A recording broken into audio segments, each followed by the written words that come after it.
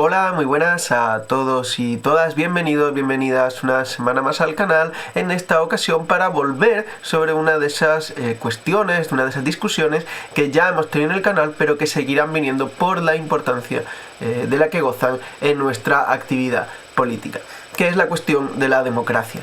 Para ello, para discutir acerca de la democracia, si existe hoy en día democracia, si la democracia representativa merece el nombre de democracia, vamos a contar con dos autores que creo que están más que autorizados para acompañarnos en este viaje, en esta, como digo, discusión.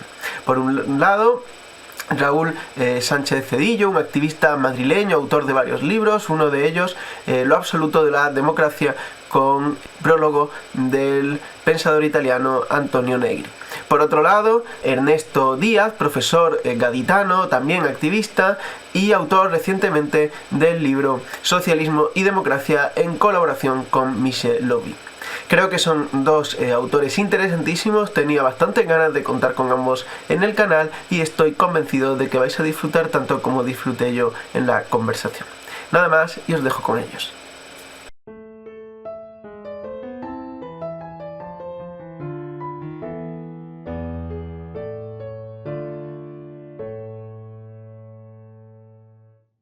Antes de nada, daros la bienvenida, Ernesto y Raúl, que estáis aquí. Es un placer teneros en el canal para además abordar uno de los temas que los dos habéis trabajado intensamente y que ya fueron trabajados también en el canal, precisamente con José Luis Moreno Pestaña en una sesión anterior sobre el marxismo y la democracia.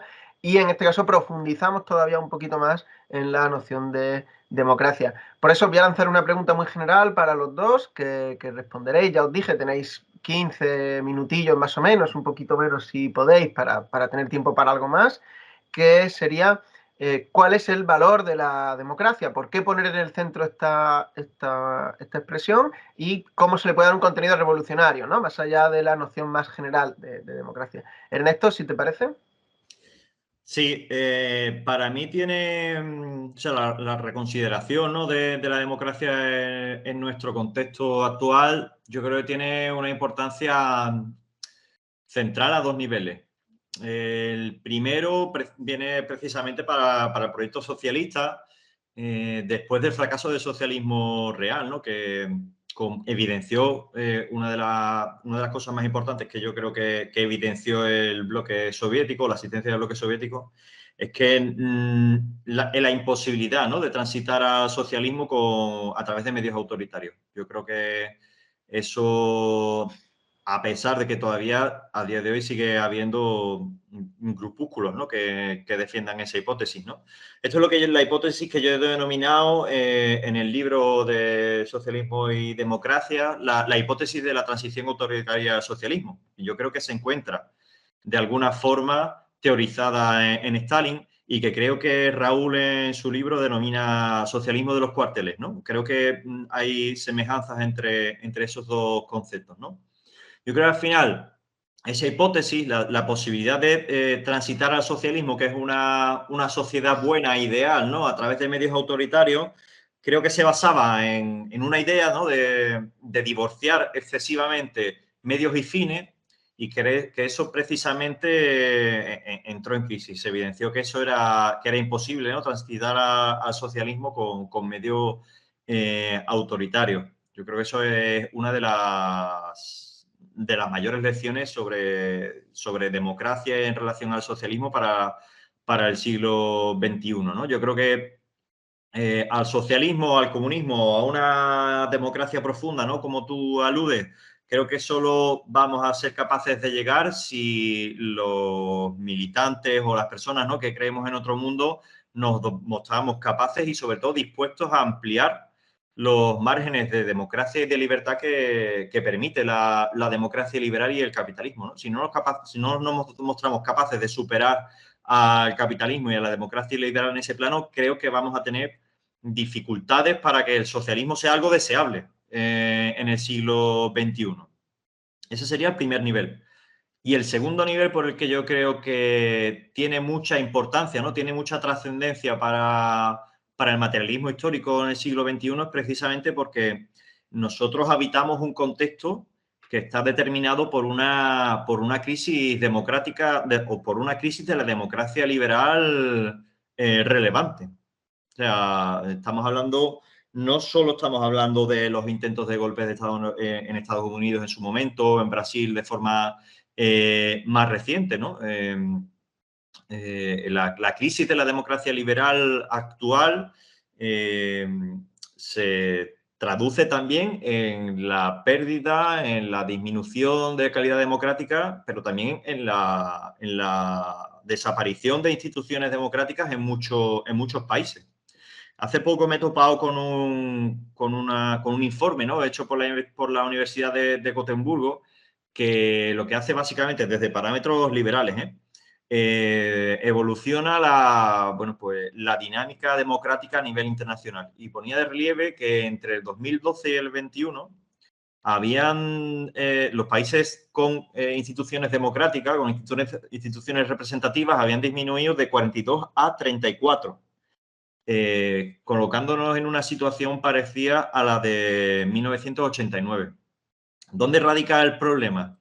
Yo creo que radica que las democracias liberales en estos países no están siendo sustituidas por democracias sociales, no están siendo sustituidas por instituciones más democráticas, por instituciones que permitan más libertad al conjunto de sus ciudadanos, sino que están traduciéndose en el surgimiento, en el reforzamiento de instituciones autoritarias que reducen o eliminan los derechos de expresión, que reducen o eliminan la participación de otros partidos, ¿no?, en las democracias, o que niegan el derecho de existencia, por ejemplo, a la comunidad LGTBI, que creo que es también otro derecho democrático básico. Entonces yo creo que a nosotros se nos plantea un dilema, se nos plantea la necesidad o la obligación de defender a estas democracias liberales, o se nos plantea el dilema de profundizarla. Y así establecido creo que es una bifurcación falsa, ¿no? Creo que la mejor manera de defender hoy la democracia es precisamente profundizarla, alterarla, intensificarla. De otra forma, es difícil que el socialismo se haga deseable en el siglo XXI, ¿no? Cortadme tanto Ernesto como Jesús, que yo me enrollo como las persianas. Eh, Sin duda, la cuestión de la democracia, cuando, como estamos viendo en la evolución del sistema mundo, la relación entre democracia, Estado de Derecho, vamos a llamar garantismo, y capitalismo, pues está en un, digamos, completamente en vilo, en una transformación, pues que solo, al menos en el mundo occidental, atlántico, colonial, eh, pues solo habíamos conocido en el siglo XX, en los años 20, 30, 40, ¿no?, del siglo pasado. Volvemos a estar en esa situación, ¿no? Y por lo tanto, es sigue siendo un concepto absolutamente determinante, un concepto en disputa. Concepto, término, categoría, significante, pero cuidado con lo de los significantes. Eh, y por lo tanto tenemos que volver un poco a esa definición conceptual, ¿no? Eh, para mí, por entrar un poco al grano, tenemos que definir qué es eso del demos, ¿no? Y qué determinación tiene el demos, y luego qué es eso de la cracia, ¿no?, el kratos, ¿no?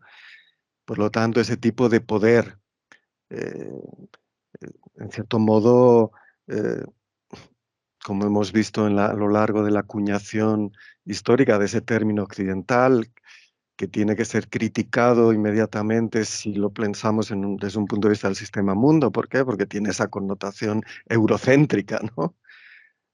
Que es un demos. Sabemos que con las reformas ¿no?, de Pericles, etcétera, pues el demos era una demarcación, una división de la polis, ¿no?, ateniense, etcétera, en función digamos, rompiendo con la lógica de la gens, ¿no?, la lógica familiar, etcétera, y estableciendo demarcaciones territoriales sobre la base justamente de una sociedad esclavista.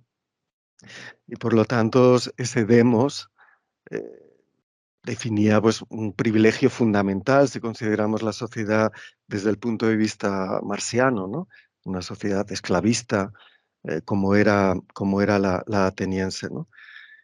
Históricamente se ha determinado ese demos siempre de manera limitada, ¿no?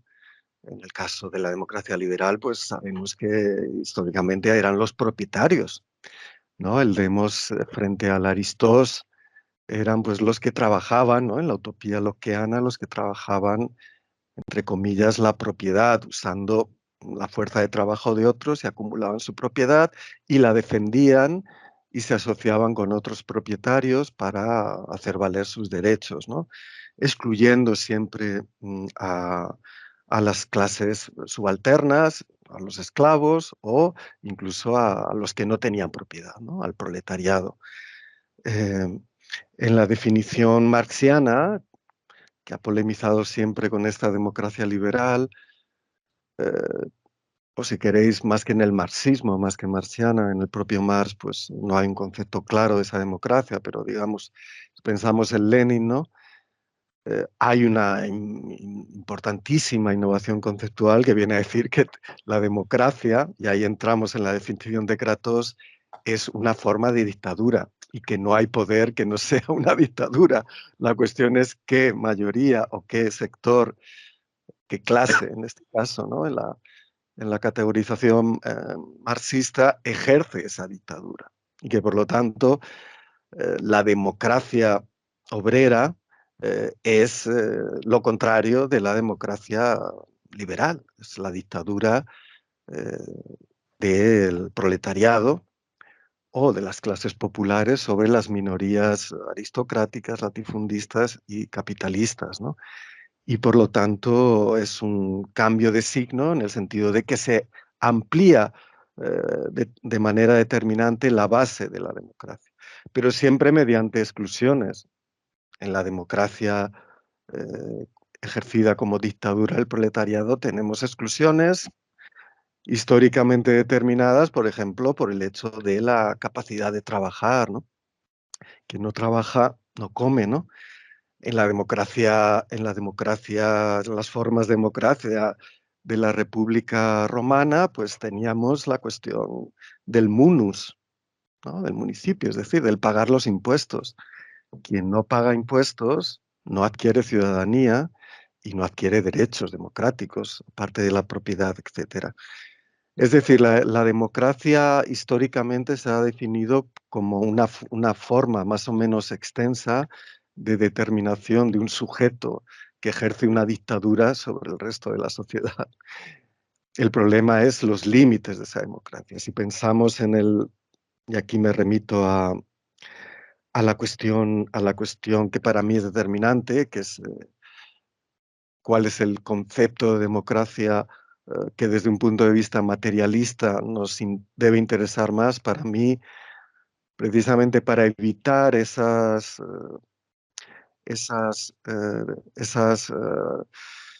aporías, ¿no? Del concepto leninista, que me parece el más desarrollado de democracia. Recordemos que Lenin dice que dentro de las formas de dominación burguesa, la república democrática es la mejor de las opciones. ¿Por qué? Porque permite las mejores condiciones de la lucha política del proletariado y de sus aliados para tomar el poder, para hacer una revolución y posteriormente ampliar la base de ejercicio de la democracia. Eh, Hay un elemento muy importante en esa definición que es la democracia vinculada a la producción. Es la democracia de la fuerza de las fuerzas del trabajo. La democracia no tiene sentido, es una ficción, si no la entendemos como la determinamos a partir de la definición de las relaciones de producción y de los lugares determinantes de los sujetos en ella. Y por lo tanto no hay democracia para las clases populares o solo hay grados muy, en fin, absolutamente, ¿cómo decirlo?, insuficientes para poder llevar a cabo su emancipación dentro de ese marco si no está vinculada a la posibilidad de disputar el poder en la producción, ¿no? En este caso, pues pensemos en las fábricas, etcétera. Pero aún así es insuficiente. ¿Por qué? porque al final, como sabemos, y si la democracia está determinada por la lucha de clases, es inevitable que la democracia termine llevando a la guerra civil, ¿no? Y eso es algo que el propio Lenin, pues, asume, ¿no? Ujú. Paradójicamente, y no quiero aquí entrar en, porque me parecen absolutamente antagónicos, ¿no? Y en nada homogéneos, pero ahí reside la gran admiración de un fascista como Carl Schmitt, ¿no? Hacia Lenin, ¿no? Que plantea las cosas como son. La democracia no es parlamentarismo, la democracia no es compromiso, no es negociación, la democracia es el ejercicio de la dictadura de la mayoría, ¿no? La reapropiación, vamos a llamarla así, fascista de la democracia por parte de Carl Schmitt, recordemos, es la democracia es la identidad de gobernantes y gobernados, ¿no? Que es algo que un marxista un poco despistado diría, hostia, muy bien, Carl, pero claro, ¿cómo define el pueblo Carl Schmitt? Por la homogeneidad étnica. Y por lo tanto, la democracia es una democracia nacional, es una democracia racial. La clase no es un determinante, es el folk, ¿no? Es la homogeneidad étnico, y ya si nos metemos en más, pues católica, occidental, blanca, ¿no? Y por lo tanto, tenemos ese concepto de democracia que luego tiene sus variantes fascistas. Recordemos la democracia orgánica del franquismo, ¿no? Que era una forma de participación de ese pueblo determinado como religiosamente y también determinado como el pueblo, por así decirlo, no contaminado por el marxismo y el pueblo resultante de la reconquista frente a la barbarie, etcétera, etcétera, ¿no? Pues bien, yo creo que necesitamos volver a Spinoza, ¿no? A Spinoza, al concepto de democracia de Spinoza para justamente y contra Spinoza, por así decirlo, determinar positivamente la democracia como un proceso que tiene, por así decirlo, dos dimensiones de consideración. Una es su definición. La democracia, eh, todo el poder político, es decir, toda potestas, sea, y esto es importante en Spinoza, sea una aristocracia, sea una monarquía, sea una democracia, ¿no? En el sentido de forma del Estado, se define siempre por la potencia de la multitud, entendida como un sujeto que es el producto, por así decirlo, compuesto, un individuo compuesto de todos los conatus, ¿no?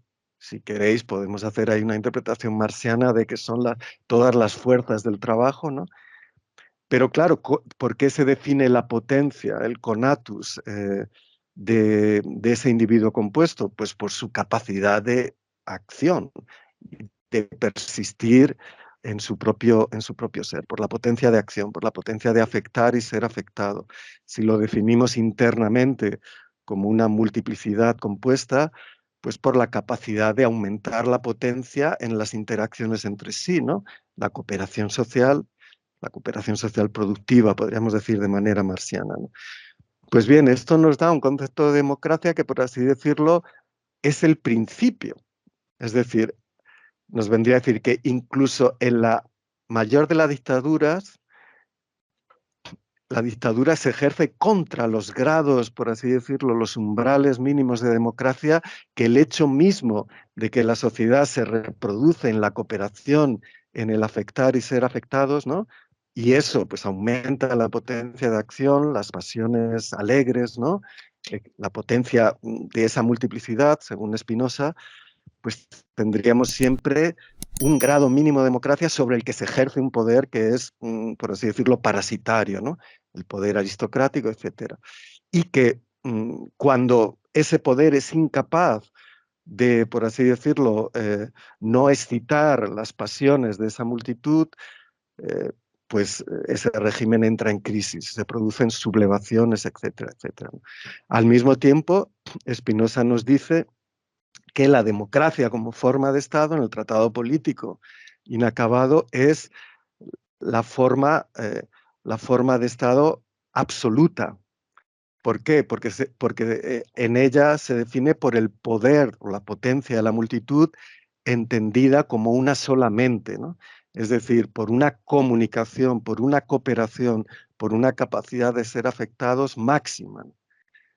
Aún así, y voy terminando en esta intervención, Spinoza contradice, porque introduce definiciones restrictivas de la multitud. La multitud es todos los modos humanos, ¿no? Aún así, recordemos que dice Spinoza que la democracia no pueden pertenecer a ella los inmigrantes, dice los peregrinos. En ese caso estamos hablando de personas que están de paso, ¿no? Por ejemplo, en la República Holandesa. Pero ya lo peor de todo es que dice que no pueden pertenecer, no pueden ejercer, tener derechos democráticos las mujeres y los criados, ¿no? Las mujeres porque, y ahí pues no sé si no terminó ese tratado Spinoza por el cenagal en el que se estaba metiendo, porque directamente se murió. Pero dice que las fuentes históricas, por ejemplo, el mito de las Amazonas, demuestran que aquello, las mujeres, pues era un desastre porque se vengaban de los hombres y porque una mujer en el poder excitaría los celos y las cuestiones afectivos sexuales de los hombres y serían berenjenal. Los criados, porque no son autónomos, ¿no? Sui juris, ¿no? Como dice Spinoza, ¿no? Y por lo tanto lo que tenemos es una definición máxima de la forma de Estado absoluta, ¿no? Que entendemos como dictadura, no. La forma de Estado absoluta, en la medida en que todo Estado, toda potestad se define por la participación de toda la multitud, eh, eh, en cuanto es la máxima potencia de la multitud que podemos concebir, es absoluta. Y ahí, pues, Negri introduce el concepto de democracia absoluta, ¿no? En el sentido de que una democracia en la que el poder no se define como mediación, sino se define por el autogobierno de una multitud que se ha reapropiado de los medios de producción y que ejerce esa democracia, por así decirlo, que es necesariamente excluyente, pero no porque se base en la violencia, sino porque directamente plantea que quien se pone contra el autogobierno de la multitud, es decir, quien quiere extraer renta parasitaria o plusvalor de esa cooperación, pues no puede participar porque es hostil a ella, ¿no? Entonces, esto nos permite abordar la cuestión que ha introducido Ernesto de, digamos, de la profundización de la democracia, que es un tema que a mí no me gusta. ¿Por qué? Pues porque, en cierto modo, fue la respuesta eurocomunista a todo el berenjenal de que no se podía defender la dictadura del proletariado tal y como la había ejercido el socialismo real como dictadura del partido, dictadura de la nomenclatura y no De la dictadura clase. de la Mm, clase soviética, ¿no? mm. Y por lo tanto eran incapaces de pensar la transformación del Estado en el sentido de una reapropiación del poder por parte de los productores. Y por lo tanto, la cuestión de la extinción del Estado como un proceso que ha empezado siempre ya. Y yo creo que esto es lo interesante para ver cómo abordamos la cuestión de la revolución y la cuestión de cómo en esta sociedad ahora mismo plantear el problema de la transición, a mi modo, al comunismo, porque el socialismo, desde este punto de vista, es innecesario, porque el socialismo, como sabemos, y tal como lo define Lenin, es el periodo de transición entre el capitalismo y el comunismo y por lo tanto es un régimen mixto, es un régimen en el que conviven dos modos de producción distintos, ¿no? Pues bien, podemos llamar socialismo al proceso de transición al comunismo que empieza ya en la medida en que esta multitud es capaz de reapropiarse de medios de producción para construir instituciones de contrapoder y defenderlas y, y aumentar su capacidad de acción sobre el resto de la sociedad, dentro de, por así decirlo, un esquema que no vamos a llamar ni progresivo ni lineal, hecho de rupturas, de bifurcaciones, pero que no tiene que esperar a la forma, digamos, de tomar el poder y luego ejercer una dictadura, porque, insisto, la experiencia histórica ha demostrado que esa es la vía hacia la guerra civil que destruye la democracia soviética, ¿no? Es decir, la democracia de los consejos y genera una verticalización del poder. Es decir, lo que podríamos llamar, y sin que me acusen o nos acusen de bernsteinianos, es que ese proceso de construcción democrática empieza ya dentro y contra de las formas de la democracia de la propiedad. ¿Cuál es el papel de lo que podemos llamar el garantismo, el Estado de Derecho? Pues justamente el de la reapropiación de esos términos, pero dentro de un mecanismo en el que, por ejemplo, sustraemos axiomas del derecho. La propiedad no es sagrada, ¿no? Eh, Esa es una cuestión fundamental. El capital no es un bien público, el capital es un bien privado y por lo tanto debe ser destruido, ¿no? La separación entre fuerza de trabajo y medios de producción es contraria al lazo social, etcétera, etcétera. Os quería, ahora le doy la palabra a Ernesto, que estoy seguro de que tiene muchas cosas que comentar, pero es que habéis puesto muchas cosas sobre la mesa. Vamos a intentar reducir un poco las intervenciones para que dé tiempo a un mayor intercambio y os quería poner eso, como digo, un par de elementos sobre la mesa, ¿no? Yo tengo una discusión de hace mucho tiempo con un grupo que se llama CIPCON, a lo mejor lo conocéis, los cibercomunistas y tal, Sí, que muchos de ellos plantean que es imposible, que a la democracia contemporánea no le podemos llamar democracia, que la democracia será la conquista futura de una sociedad, como ellos plantean, socialista, ¿no? Comunista, como queramos llamarle, ¿no? Porque ahí la cuestión de la transición siempre estoy de acuerdo en que genera muchos problemas, ¿no? Y yo siempre tengo un gran problema, y es que la democracia, o lo que tenemos ahora, que se llama democracia, y que todo amigo y vecino va a entender por democracia, es en gran medida una conquista de la clase trabajadora. Y reducir la democracia, ¿no?, a una especie de sociedad futura, igualar de algún modo democracia y socialismo, ¿no?, nos sitúa en o sea, convierte la democracia y el socialismo eso en sinónimos y en un futuro prácticamente o casi impensable, ¿no? O muy difícilmente pensable. Y sin embargo, es verdad que cuando nos planteamos expresiones, ¿no?, esto de radicalizar la democracia, ¿no?, ya rápidamente pensamos en un marco, ¿no?, de la clave compañía. Profundizar la democracia también parece como, bueno, entonces lo que tenemos ahora es solo superficial, ¿no? No parece que sea buena. De construir el poder y demás ya nos pone en una cosa como una jerga casi que nos pierde más de lo que nos ubica, y que en ninguno de los dos aspectos, digamos, estamos cómodos, ¿no? Yo sí creo que habría que plantear algo así como una profundización de la democracia, pero seguramente porque no encuentro un término mejor, y por eso os quería comentar, ¿no? Lo que existe hoy merece el nombre de democracia. Cómo apellidar la democracia, ¿no? Recuerdo una polémica famosa, ¿no?, en la que Esperanza Aguirre dijo, o era Ayuso, no sé, era una gerifalte de allí del papel madrileño, que decía que a ella no le gustaba la democracia con apellidos, ¿no? Porque cuando se le apellidaba democracia como democracia popular o democracia de no sé qué, siempre perdía el contenido, ¿no? Sin embargo, está claro que hoy tenemos una democracia, representativo parlamentario, liberal, capitalista, como queramos, ¿no? Entonces, quería añadir ese elemento, ¿no?, también para que ahora Ernesto nos diga si lo que existe merece el nombre de democracia y de qué manera tenemos que pensar esa superación, ¿no? Dejo para un poco más adelante, ya para la parte final de esto, el que me planteéis también experiencias empíricas, ¿no?, que eso también me interesa, pero si os parece lo dejamos ya un poco para el final, que me planteéis qué tipo de experiencias os han motivado, os han ilustrado, os han iluminado a la hora de pensar estos problemas. Bueno, entonces el problema que se plantea ahora, ¿no?, es la cuestión de si podemos denominar, ¿no?, bueno, al orden político, ¿no?, democracia, o cómo tendríamos que denominarlo.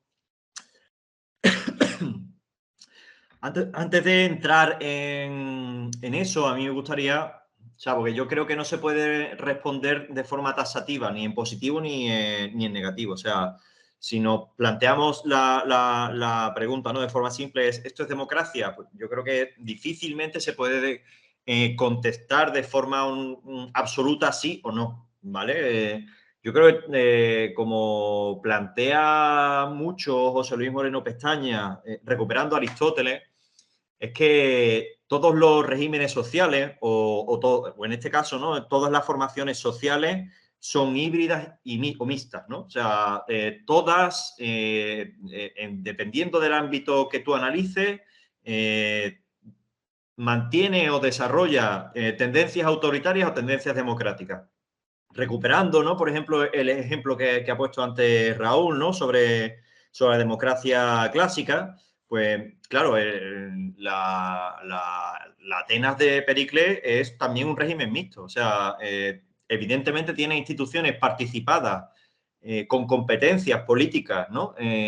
Por los trabajadores asalariados del momento y, por lo tanto, pues existe, si analizamos ese tipo de instituciones, ¿no? que se elegían por sorteo y que estaban además remuneradas, ¿no? Para poder sustituir el trabajo productivo, ¿no? de los productores de Atenas, pues sí hay un ámbito, ciertamente hay un ámbito que se puede denominar democrático. Pero también por las exclusiones propias de la Grecia, de Atenas, de la Atenas clásica, pues también hay tendencias profundamente autoritarias como ha destacado Raúl, ¿no? Con el mantenimiento del esclavismo o con la exclusión de la mujer de ciudadanía. Cuando nosotros analizamos, por tanto, la democracia hoy, a mí me gusta hablar de democracia liberal o capitalista, ¿no? Como sinónimo. A mí me gusta ofrecer una triple respuesta a la cuestión de si lo actual es democrático, ¿no? La primera sería no, la segunda sería sí, pero, y lo tercero sería cada vez menos, sí, pero cada vez menos. Intento desarrollar cada parte, ¿no? Cuando hablamos, por ejemplo, de que lo actual lo actual no se puede denominar democrático, pues eso remite fundamentalmente, si analizamos al ámbito de lo económico o de lo social. O sea, ahí yo creo que la respuesta es bastante evidente. O sea, cuando nosotros nos abstraemos temporalmente, ¿no? Del análisis de las elecciones, del Parlamento, del Estado de Derecho, y lo que analizamos es directamente las condiciones de producción del modo de producción capitalista, la respuesta es obvia. O sea, la capacidad de mando del capital sobre el conjunto de los productores es bastante absoluta. Y solo se contrapone, o históricamente solo se ha podido frenar o limitar ese poder de mando del capital en momentos en los que determinados sectores desarrollaban un movimiento obrero o un movimiento sindical potente, o en el momento en que determinados gobiernos pues aplicaban pues reformas del mercado de trabajo en beneficio de los trabajadores. Pero ambos elementos son coyunturales. Están presentes o no en función de la coyuntura de la lucha de clases. Pero estructuralmente las relaciones del modo de producción capitalista reducen a objetos a las clases trabajadoras, ¿no? Y eso no tiene solo relación con el salario. Claro, el salario es uno de los aspectos de la relación salarial, pero, por ejemplo, podemos remitirnos a muchísimos fenómenos que se dan en el mundo de la producción y que son profundamente autoritarios. Tenemos, por ejemplo, las horas extras que se ven obligados a echar en muchos puestos de trabajo, ¿no? Los abusos de poder, los abusos de autoridad, las exigencias fuera del trabajo, que son exigencias que cada vez con el desarrollo de la tecnología son mayores. El nulo control que se tiene sobre las condiciones de trabajo. O sea, que todos esos fenómenos que se dan cotidianamente en muchísimos centros de trabajo revelan que o te amoldas, o la clase trabajadora se amolda a las condiciones que imponen los capitalistas, o te ves la obligación de elegir entre los derechos y el hambre, ¿no? Y la alimentación. Y por lo tanto, si nosotros analizamos solo la esfera, digamos, económica o la esfera de las relaciones de producción, pues creo que esas condiciones se asemejan mucho a lo que Marx y Luxemburg denominaban la condición del proletariado como esclavo moderno o esclavo indirecto, ¿vale?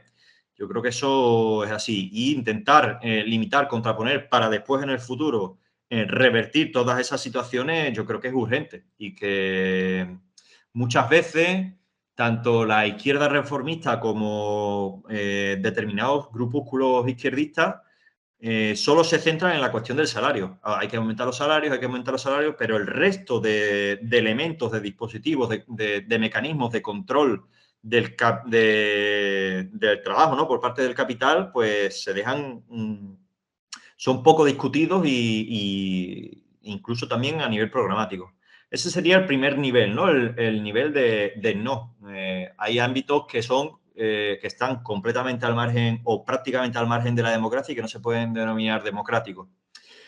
El segundo nivel es el del sí, pero, ¿no? Si nosotros, por ejemplo, pasamos del análisis de las relaciones productivas y empezamos a analizar, ¿no?, el Estado y sobre todo las instituciones representativas, pues retomando pues, los debates clásicos, ¿no?, de los años 70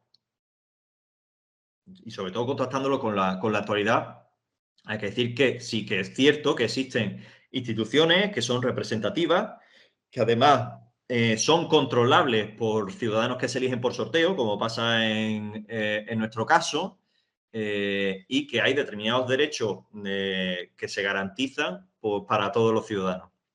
Pero eso no anula, y aquí entra el sí, pero, ¿no?, que las competencias que tenemos el conjunto de los ciudadanos, independientemente de la clase social a la que pertenezcamos, pues son prácticamente ínfimas y son solo la capacidad de elección y de representantes cada cierto año, cada cierto tiempo, ¿no?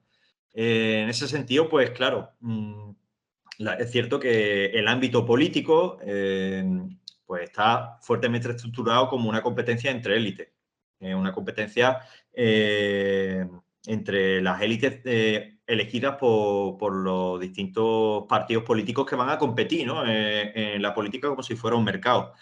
Eso en relación a las instituciones representativas, que después al final esos representantes pues al final tienen toda la libertad del mundo para cumplir o no cumplir sus promesas electorales y el conjunto de los electores pues no tenemos la capacidad ni mecanismos de control, ¿no?, ni revocatorios, ni ningún tipo de dispositivo para poder controlar a los representantes que nosotros hemos elegido. Entonces, como mucho a nivel representativo se podría decir que lo que tenemos es sí, pero una democracia.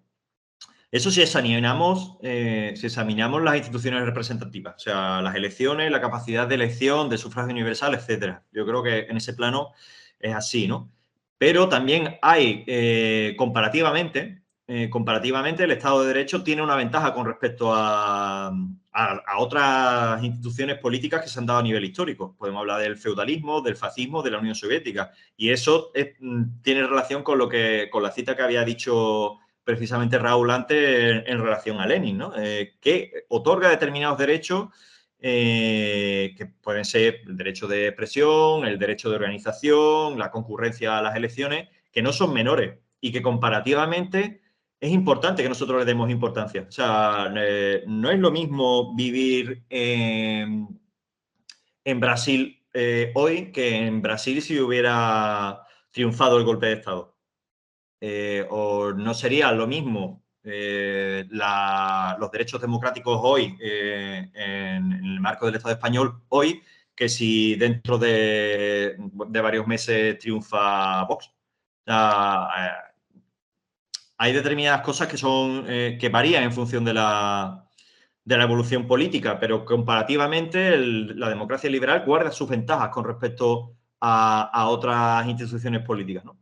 Y el tercer nivel que yo he dicho era el de cada vez menos. O sea, porque independientemente de la capacidad que el conjunto de los ciudadanos tiene para elegir representantes, es cierto que desde los años 80, yo creo que es algo incontestable, que desde los años 80 las instituciones supranacionales cada vez tienen una capacidad de imposición incluso sobre los gobiernos representativos. Estamos hablando del FMI, del Banco Mundial, estamos hablando también de la Unión Europea. Yo creo que en el libro Raúl también refleja a la Unión Europea como una organización profundamente oligarca y que además impone su capacidad de control sobre los gobiernos que los electores eligen, ¿no? El caso yo creo que más crudo fue el del gobierno de Syriza, del que ya prácticamente no se habla, pero que creo que evidencia las limitaciones que tiene hoy la democracia dentro del marco de la Unión Europea, ¿no? Y que tiene relación con lo que Laval y Dardot denominaron la buena gobernanza. En el marco de la Unión Europea, tú puedes concurrir como organización política sin ningún tipo de limitación. En ese plano, hay democracia. Sin embargo, si tú como fuerza antiautoritaria o como fuerza anticapitalista ganas las elecciones, entonces sí hay un problema, sí se genera un problema y sí se activan los mecanismos defensivos por parte de la Unión Europea contra los planes programáticos precisamente de esos gobiernos que han sido elegidos representativos, que han sido elegidos democráticamente. Por lo tanto, para resumir, ¿no?, todo esto que he dicho, si analizamos el plano económico, diría que lo que nosotros tenemos actualmente no se puede denominar democracia. Si analizamos el plano institucional, podríamos decir que sí, pero. Y si analizamos la evolución de las capacidades de los gobiernos para aplicar reformas progresivas, también tendríamos que decir que sí, pero cada vez menos. ¿Raúl? Vuelvo a la definición spinosiana. Imagino que el presupuesto de la pregunta es el Estado español, ¿no? Claro. Ok, pues Yo lo entendí tendríamos... general, ¿no? Sí, bueno, en general, pero ubicado, ¿no? O sea, cuando Sí. preguntaba lo que existe, no me refiero a lo que existe en Arabia Saudí, en Estados Unidos o en Brasil, sino más los estados europeos, que creo que también algunos países latinoamericanos se sentirán reflejadas en esta respuesta. Que Ajá. seguramente nos vean también, claro. Bueno, diría que voy a partir del Estado español como ejemplo, ¿no? Porque, digamos, el que más conocemos, entiendo, al menos entre nosotros tres. Diría, la reformularía, ¿cuál es la potencia de la multitud en este momento, en ese territorio, en esta provincia, España, ¿no? Pues diría que sin duda es mayor, pues, cuando empezó la transición democrática.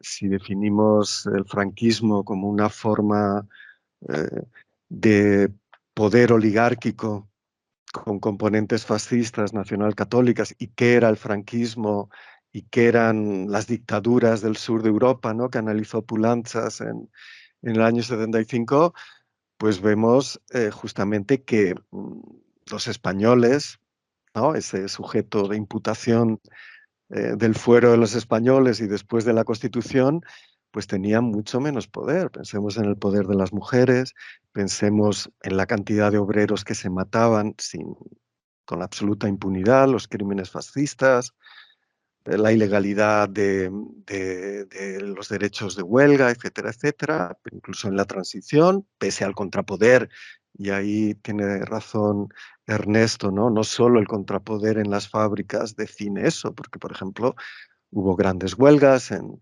la construcción en Madrid, en Vitoria, con la matanza de Vitoria del 76, en el puerto de Barcelona, etcétera, etcétera, ¿no?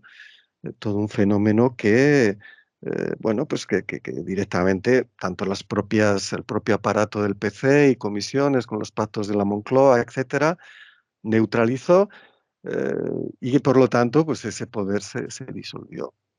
Yo creo que desde el 15M, y ahí es donde voy, eh, se produce en el 15M pues, la mayor revuelta democrática probablemente desde la transición o quizá más. ¿Por qué? Porque lo que vemos es un poder ab ovo, ¿no? O si queréis, un poder en la raíz, un contrapoder en la raíz. Es decir, un embrión creciente de un ejercicio del poder que parte de la calle, del control del territorio, del control de los medios y que practica la formación de la norma a través de la desobediencia, ¿no? Porque ahí hay una clarísima imputación del sistema de partidos y del sistema de la participación como algo podrido por, recordemos el lema, ¿no?, políticos y banqueros, ¿no? Presentados a las elecciones, no, porque está todo vendido, ¿no? Porque no tenemos medios y porque la lógica de la representación política te lleva a las paradojas, pues, de Michels, etcétera, ¿no?, a la formación de oligarquías políticas. Eh, Eso no quiere decir que esa democracia, que yo pues intento plantear como sistema red, ¿no?, transindividual o transindividual en el libro de lo absoluto de la democracia, ¿no?, pues aparezca y ya por su propia existencia, pues ya, digamos, esté vacunada de su propia generación o de su propia muerte. Ese contrapoder tiene que responder a preguntas elementales como, por ejemplo, ¿no?, los medios de producción, la propiedad, la extensión de ese poder a todas las esferas de la sociedad, la cuestión digamos, de la propia determinación básica del Estado, ¿no? Lenin hablaba de manera, yo creo que provocatoria, porque no era precisamente una persona poco sofisticada, recordemos su definición. El Estado es una asociación, es un grupo de hombres armados, ¿no? Que disponen además de una judicatura que hace valer un derecho, que es el derecho de las clases dominantes de la sociedad, y ahí están los hombres armados para hacer cumplir ese derecho y masacrar a quien se opone. Esa también es la definición de Spinoza, quiero decir, eh, mm, frente a Hobbes, ¿no? Que plantea esa discontinuidad entre el derecho natural de los individuos enfrentados entre sí y la absoluta soberanía de las sumas potestades del Estado. Spinoza lo que plantea es que el Estado, la potestas o la civitas, ¿no?, la ciudad, la polis, el Estado, en aquel momento, es una asociación compuesta y progresiva de potencias, ¿no? Y quien no se asocia y no respeta las normas producidas por esa potencia, pues se le machaca, ¿no? ¿Vale? Eh, en ese sentido, yo creo que pese a hoy, quiero decir, pese a lo que estamos viviendo hoy, el grado de democracia es mucho mayor que el que teníamos hace 40, 50 años, pero está absolutamente amenazado y en retroceso, ¿no? ¿Por qué? Pues porque justamente tenemos que introducir la cuestión que parece presupuesta y que, por ejemplo, el rojipardismo y el como antes hemos citado a Schmitt, consideran que es pues absolutamente correlativo, absolutamente van unidas una con otra, la democracia y la nación, ¿no? No puede haber una democracia de las clases subalternas eh, efectiva y creciente bajo la definición nacional. ¿Por qué? Pues porque justamente lo que tenemos es que en esta definición nacional tenemos segmentos cada vez más importantes de las fuerzas de trabajo que no tienen derecho de ciudadanía, ni en la participación municipal, ni en las elecciones, etcétera. Y que si ya lo extendemos a Europa, Europa se define como unas democracias formales que excluyen a millones de personas que son absolutamente fundamentales desde el punto de vista de las fuerzas del trabajo, de la potencia de producir y reproducir la vida, ¿no?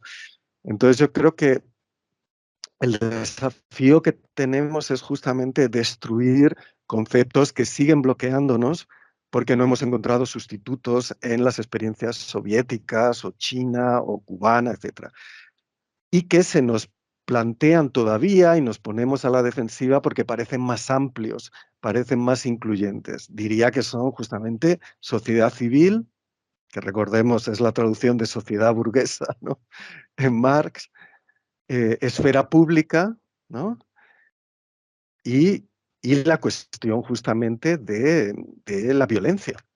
Es decir, la violencia legítima, el monopolio de la violencia legítima, ¿no?, que está vinculada al derecho, a la cuestión de la legalidad y la legitimidad, ¿no? Yo creo que esos son absolutamente los rompecabezas que tenemos que resolver, y que las formas, por ejemplo, de acceso parlamentario, ¿no?, al poder, o la que me parece a mí pues la síntesis más interesante y sobre la que hay que trabajar, que es la que propone Poulantzas en Estado, Poder y Socialismo, ¿no? Ese nexo entre la participación parlamentaria, ¿no?, que recordemos que hasta Luxemburg plantea que no debe nunca desaparecer, porque el poder nunca puede ser el uno. Y eso es algo que, insisto, tenemos que recuperar, de su apropiación burguesa. El poder nunca es el uno, el poder es siempre la multitud y por lo tanto una pluralidad compuesta y dinámica. Y lo que parece que es la sacrosanta definición de la burguesía y del liberalismo, que es la separación de poderes, ¿no? El garantismo, etcétera. No, no, eso es la definición misma de un poder, de una multitud que es capaz de constituirse como unidad de la acción táctica y estratégicamente, pero que al mismo tiempo contiene y se define por la multiplicidad y que debe garantizar que la discusión, la polémica, la tensión, el agonismo, ¿no? Eh, sin caer en el laclauismo, pero es importante, ese agonismo, o lo que si queréis, las contradicciones secundarias que diría Mao, se puedan ventilar fuera de la disputa por el uno, fuera de la disputa por la verticalidad del poder, ¿no? Que es lo que lleva pues, a las purgas, al estalinismo, a la demagogia de que estás beneficiando al enemigo, ¿no? Y por lo tanto tenemos que determinar instituciones nuevas que tienen que partir de esa introducción de la separación de poderes, de esa introducción del garantismo y del pluralismo, por ejemplo, en comités de fábrica, en ocupaciones, en autogestión de hospitales, escuelas, territorios ecosistémicos y sobre todo en las relaciones entre territorios, ¿no? Quiere decir, por ejemplo, pensemos la plurinacionalidad del Estado español. ¿Cómo se define eso? A partir de un uno, ¿no? Que sería una república jacobina que somete a todos los demás, a partir de un mercantilismo entre territorios, ¿no? Que se definen como uno cada cual y se relacionan entre sí como estados-nación, o a partir de la definición de un pluralismo en el que las clases subalternas ponen la dimensión de clase como lo determinante y las dimensiones nacionales lingüísticas entran en la disputa, ¿no? Porque son parte definitoria de la subjetividad y de los territorios, pero tienen un mecanismo de regulación dentro de una definición de instituciones de contrapoder de la multitud, ¿no? Yo creo que eso lo podemos teorizar, etcétera, pero lo tenemos que practicar, ¿no? Y a mi modo de ver, si queréis, desde las experiencias de los años 70, ¿no? De la autonomía obrera en Europa, las experiencias de las asambleas. Estoy improvisando ahora mismo, que me viene a la memoria, las experiencias zapatistas de los caracoles, las experiencias del 2001 argentino, ¿no? De los piqueteros, las asambleas de fábrica, las fábricas recuperadas, pero pienso que abordando esta cuestión de sociedad civil y de esfera pública, las formas de democracia en red, que servían para la acción, para la desobediencia, ¿no? Que es una forma de producción de sociedad, ¿no? No lo tenemos que contraponer a la cuestión de la producción, porque ¿qué es hoy la producción, no? Es hacer lo que nos ordenan que hagamos. Si definimos la producción como democracia y libertad, básicamente introducimos una teleología de la producción completamente distinta, ¿no?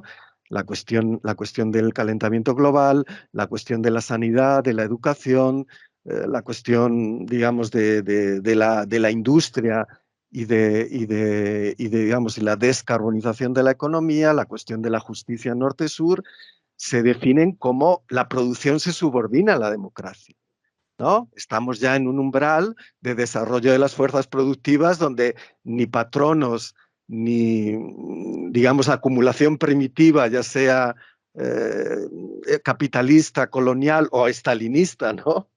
O China de la época del gran salto adelante son necesarias. Eso tenemos que tenerlo en cuenta y por lo tanto el objetivo inmediato de la democracia es construir relaciones comunistas suficientemente consistentes y capaces de expandirse, autodefenderse y ventilarse democráticamente. Y a partir de ahí introducir una esfera que ya no es pública, sino que es una esfera común, ¿no? ¿Por qué? Pues porque se basa en un modo de producción en el que las fuerzas de trabajo ya no se definen como segmentos,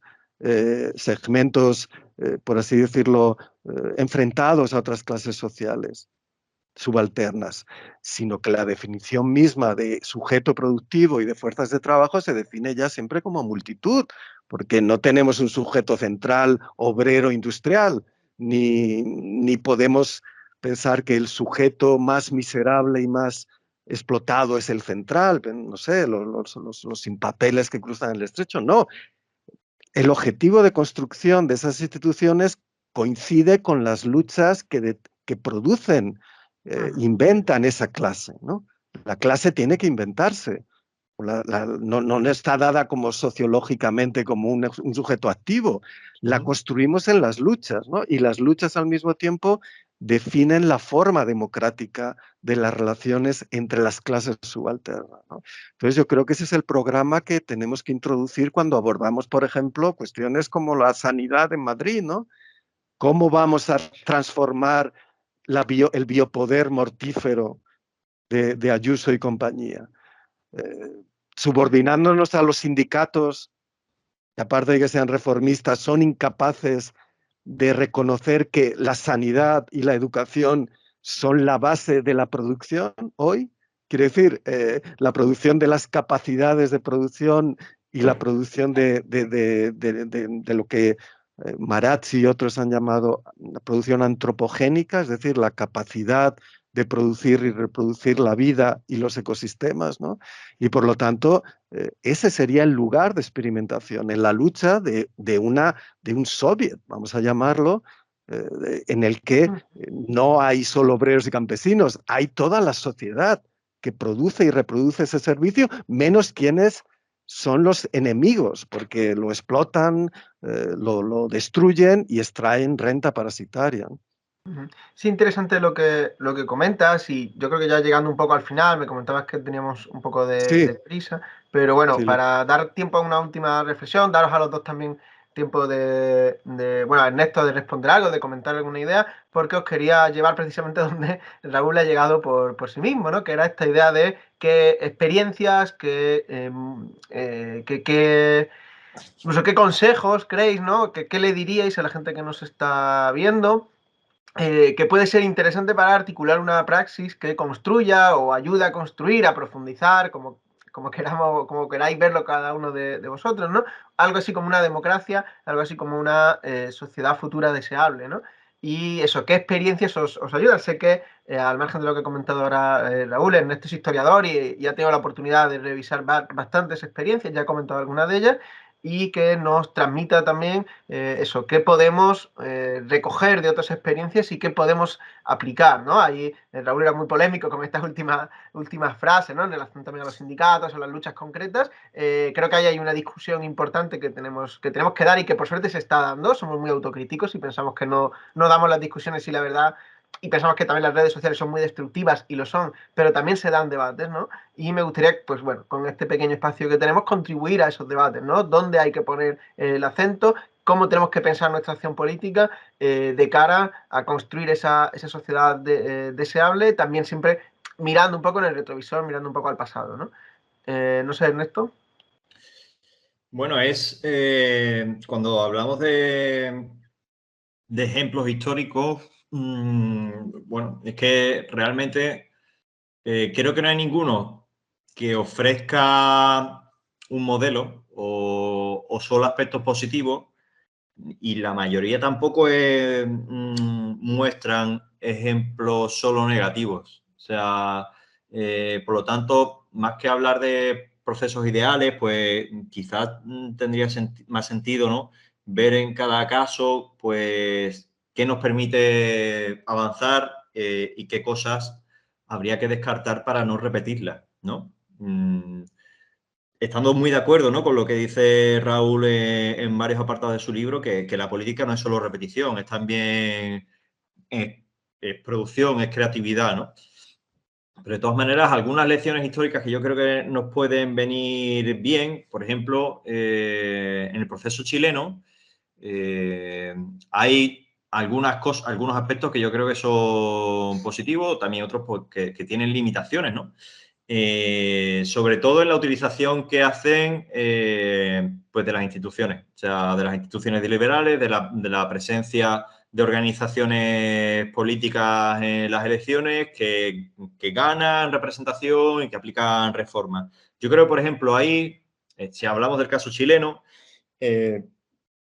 pues eso, la participación, la aplicación de reformas, pues creo que eso puede tener mucha actualidad hoy. O sea, creo que hace falta modificación parcial de nuestra realidad si queremos intentar ir más allá, ¿no? Sin caer tampoco en cierto evolucionismo gaussiano. ¿Cuáles son las limitaciones, por ejemplo, del proyecto, en este caso, chileno? Pues que creo que se hizo de la participación política, la participación en el Estado, el todo y no la parte. Yo creo que Raúl en muchas partes del libro también alude a, o al menos así lo interpreto yo, ¿no? Que la participación institucional tiene interés siempre que se considere como una pieza de un puzzle más amplio y que se subordine a la participación y las acciones institucionales, ¿no? A la creación de contrapoderes o a la creación de una institucionalidad distinta que sirva para gestionar lo común, ¿no? Y que, que ese aspecto no sea solo monopolizado, perdón, por parte del Estado.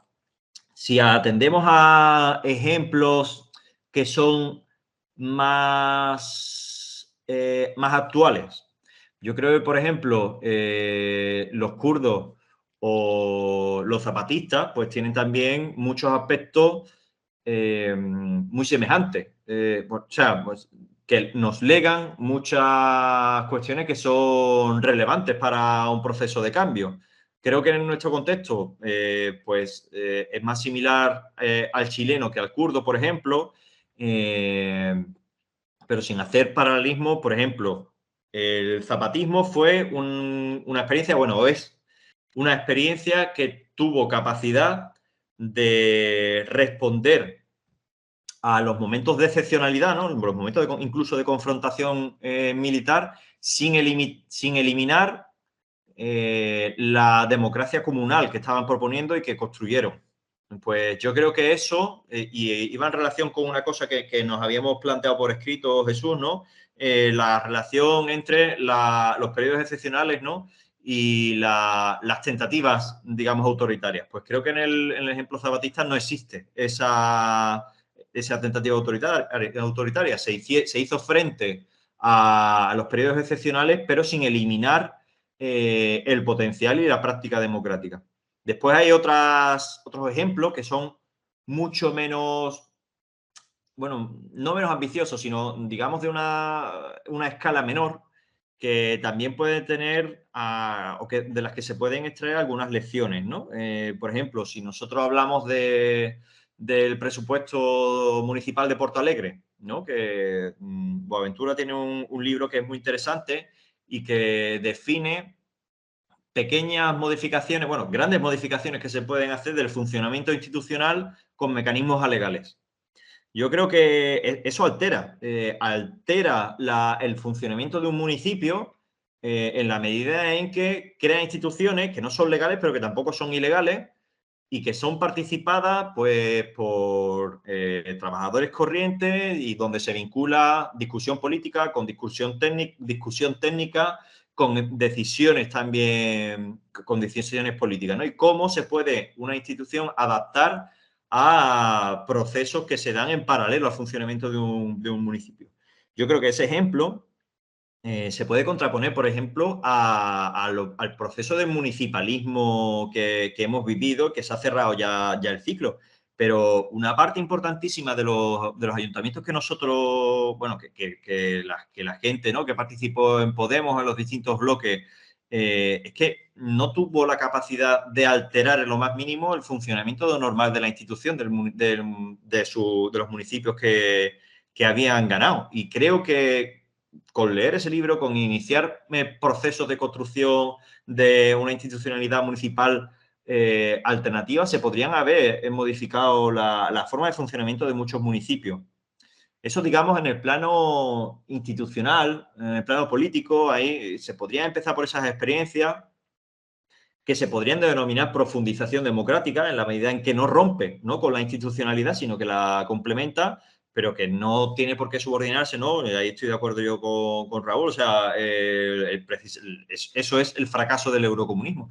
Pero si no se entiende solo como una forma de reconducir la lucha de clases, ¿no? Sino como una forma de ampliar el conflicto político y de ampliar el sentido democrático, pues la profundización podría permitir la imaginación de otra institución, pero también la posibilidad de construir otra democracia que no, evidentemente, que no exime ni que elimina la lucha de clases, sino que la exacerba. Después, en el plano económico, tenemos, yo creo que hay dificultades también de pensar alternativas globales, pero creo que al menos hay dos modelos que se pueden rechazar frontalmente por alguien que se denomine comunista en el siglo XXI, ¿no?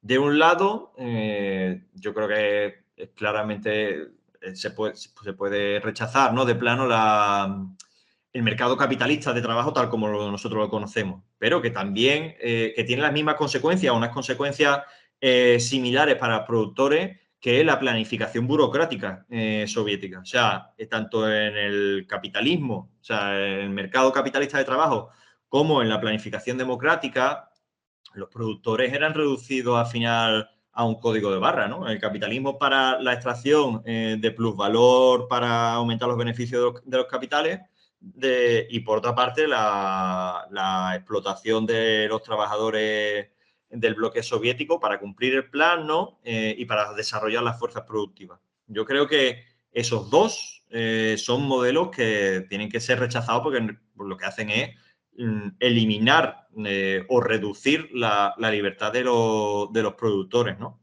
A partir de ahí, yo creo que en el plano económico, creo que hace falta hablar de planificación democrática no opuesta tampoco a cierto uso de mercado no capitalista.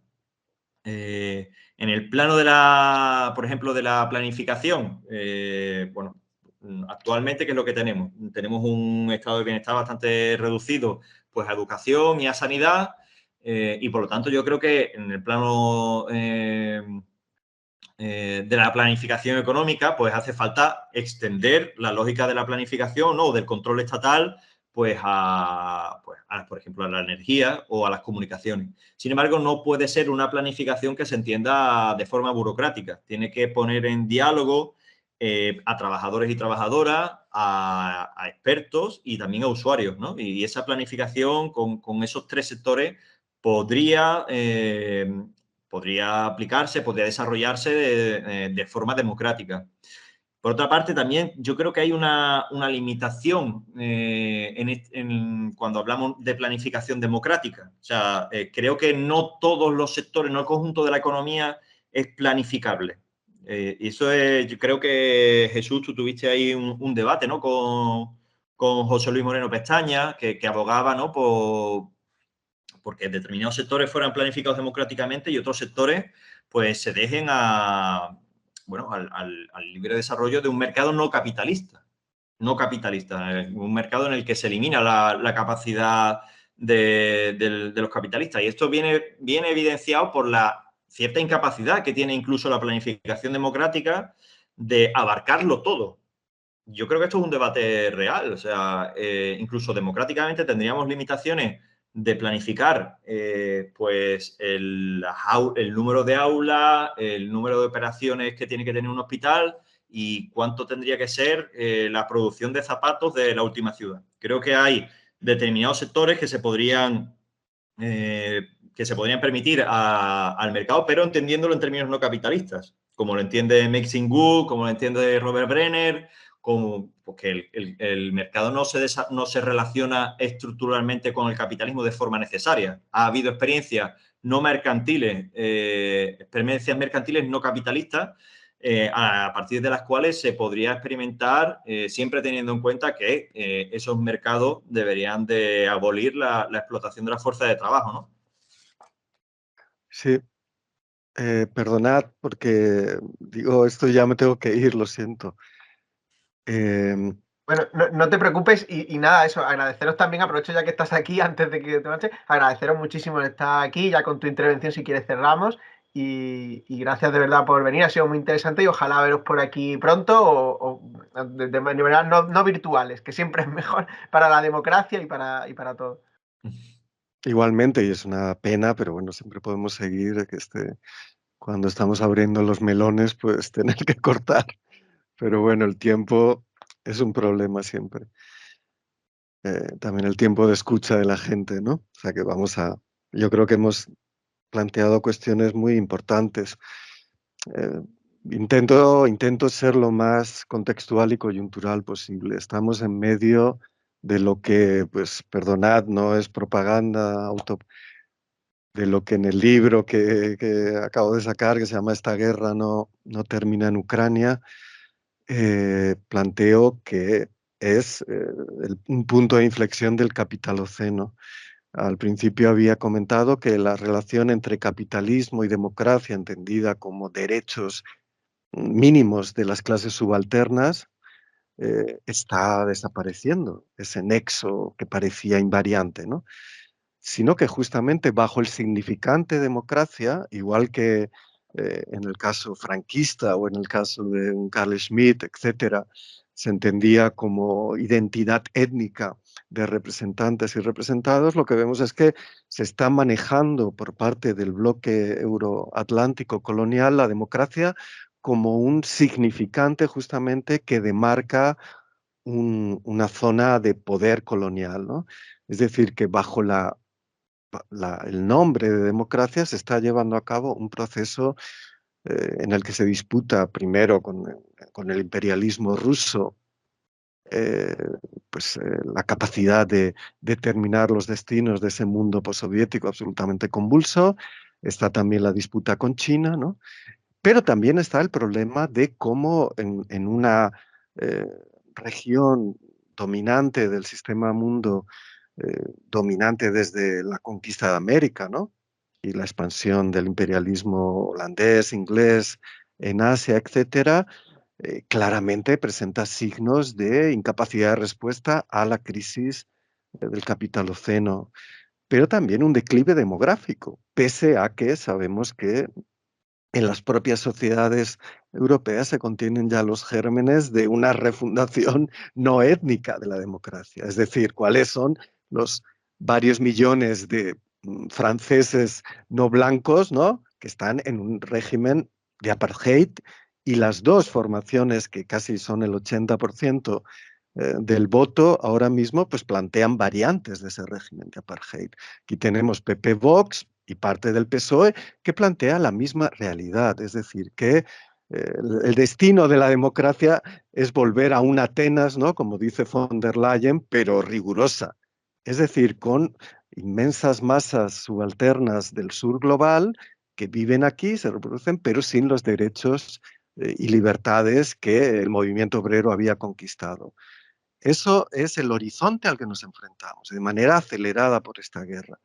Al mismo tiempo, no podemos plantear una dialéctica de mediación con el modo de producción capitalista. ¿Por qué? Porque, insisto, es ya definitivamente un modo de destrucción capitalista. Es pura antiproducción. Destruye fuerza productiva, destruye el ecosistema y, por lo tanto, es un modo de producción destinado a reproducir jerarquías de poder. Y por lo tanto, la práctica política de la democracia y la construcción de la democracia se identifica con la construcción de otro modo de producción, que yo pues, con otros pues, llamo modo de producción del común, que es el contenido del comunismo fuera de la situación histórica de un movimiento obrero que ni mucho menos era hegemónico y que necesitaba la mediación del capitalismo. Pensemos en la NEP, pensemos en una, ¿no?, en el problema del socialismo, porque había que desarrollar las fuerzas productivas. No, ya no hay que desarrollar más esas fuerzas productivas, porque ya son fuerzas de destrucción. Lo que hay que hacer es construir la democracia como democracia de las personas que producen y reproducen la vida y la potencia de la vida, ¿no? Entonces, eh, la cuestión se plantea, pues, no voy a decir de manera trágica, porque tenemos que evitar esos pasajes trágicos, pero se plantea en esa radicalidad, es decir, eh, Si pensamos en los estados democráticos, formalmente democráticos europeos, más que nunca tenemos que ensayar esa no renuncia a participar en las instituciones, a usar el derecho laboral, a litigar en los tribunales, pero sabiendo que solo la construcción de contrapoderes, de redes de contrapoder que sean capaces de hacer huelga y paralizar un ejercicio del poder, de que sean capaces de, en fin, de sabotear ese ejercicio del poder por parte en fin, de los propios capitalistas, que sean capaces de ejercer la desobediencia civil y por lo tanto disputar la legitimidad contra la legalidad establecida, sabiendo los problemas que eso implica, sin caer en la tentación tanto terrorista como pseudo-bolchevique de que esto se soluciona si tomamos el poder y lo usamos, ¿no? Por mil motivos, ¿no? Entre otras cosas, porque cómo pones a funcionar para ti una policía. Es decir, lo que tenemos que plantearnos es desarrollar esa red de contrapoderes que hace cada vez más difícil el ejercicio del biopoder capitalista en términos de forzar a las personas a trabajar, de forzarlas a obedecer, de enfrentarse a los fascistas en la calle, que aparecen como elementos de terror cada vez de manera más legitimada, y al mismo tiempo disputar las instituciones, ¿no? ¿Y cuáles son las relaciones entre esos representantes institucionales y los contrapoderes? Justamente es el problema que señalaba Ernesto, que se planteó en el ámbito municipal, que se planteó en la construcción de Podemos y que concepciones, a mi modo de ver, erróneas, tanto del poder como de en qué consiste ese ejercicio, ¿no? Se primó la verticalización, la autonomía de lo político, primero el poder, luego el programa. No, se trata de ver cómo se define un mandato finito, controlable, revocable para unas tareas determinadas en los ámbitos institucionales y sobre todo cómo se determinan esas instituciones que como los zapatistas en sus caracoles, pero pensémoslo en las dimensiones de metrópolis, de comarcas, de municipios, son capaces de establecer nuevas normas sobre qué es un delito, qué es no, disputar la definición misma digamos, del poder judicial, cuando estamos viendo que el Poder Judicial en su relativa independencia ha desaparecido. En el Estado español está desapareciendo en Europa en la medida en que lo que se instala es un régimen de guerra, ¿no? Entonces yo creo que la reconstrucción, obviamente, de las luchas de clases está unida a esta definición conceptual y estratégica, porque si no, la ceguera es absoluta. Las vías del voluntarismo no nos llevarán a nada. Tenemos que plantearnos que la cuestión del poder es decisiva, pero la construcción de ese poder pasa por la construcción de la clase en esas luchas, en esos contrapoderes, en esas instituciones y en esa función que vamos a llamar representativa del partido, que tiene que ser la inversa de la que hemos vivido. Por así decirlo, el partido es el sector estratégico, los movimientos son correas de transmisión táctica. No, la táctica corresponde al partido y la estrategia es esa sociedad antagonista, esa sociedad de contrapoderes, de clases subalternas, que inevitablemente va a ir más allá de las jurisdicciones nacionales, porque está hecha de circuitos, ¿no?, de movilidad humana de los trabajadores que van a otros continentes y que destruyen esas fronteras, ¿no? A ella pertenece la estrategia de descarbonización, la estrategia de planificación, la estrategia, digamos, de reducción del tiempo de trabajo, la estrategia de definición de qué es el bien común y y qué se ha de exigir de los ciudadanos y ciudadanas como contribución a ella, ¿no? Yo creo que la madurez es tal y la urgencia es tal que me cuesta ver cómo no estamos muchos más poniéndonos a ello, porque me parece que si pensamos en el Estado español, en el conjunto de Europa, lo que vemos no solo es que la guerra ha creado una crisis completa de la izquierda, sino que parece que estamos retrocediendo para defender el programa mínimo de la supervivencia. Es decir, de que no haya antidisturbios en las fábricas con la metralleta o de que no haya Vox, un régimen fascista. Es decir, estamos planteando alianzas imposibles con una burguesía liberal que no existe. En ese sentido, la simplificación del problema es mucho mayor. Lo que tenemos que plantearnos es por qué las clases subalternas no se sintetizan, no se unen, no practican una capacidad de recomposición en luchas que reflejen o que expresen intereses comunes, ¿no? Y estoy hablando de clases subalternas, pues como las personas trans, las trabajadoras sexuales, domésticas, el campesinado que queda en España, en el sur global, y por supuesto, pues toda la fuerza de trabajo, tanto en la función pública, garantizada, con derechos, como la precaria, etcétera, etcétera. Ese es el puñetero problema que el neoliberalismo ha hecho muy difícil, esa es la gran victoria, ¿no? Cómo recomponer una clase que se defina por el interés, pero una clase que ya necesariamente sabemos que no puede aspirar a la homogeneidad, porque está vinculada a una mediación con la burguesía de la gran industria, etcétera, etcétera. No, es la clase como multiplicidad, pero al mismo tiempo como unidad de ataque y unidad de contrapoderes, ¿no? Yo creo que eso es lo que tenemos que acometer. Bueno, pues muchas gracias, Raúl. Muchísimas gracias a los dos, también a Ernesto. Un placer haberos tenido por aquí. Ojalá encontrarnos más veces, sea, como decía antes, fuera de esta cápsula virtual en la que nos hemos metido todos. Y Gracias a ti y Aquí, gracias, Ernesto. Un placer. gracias, Raúl. Igualmente. Raúl, por lo menos en algún bar, en algún momento. Pues nada, muchas gracias y gracias también a todos por vernos.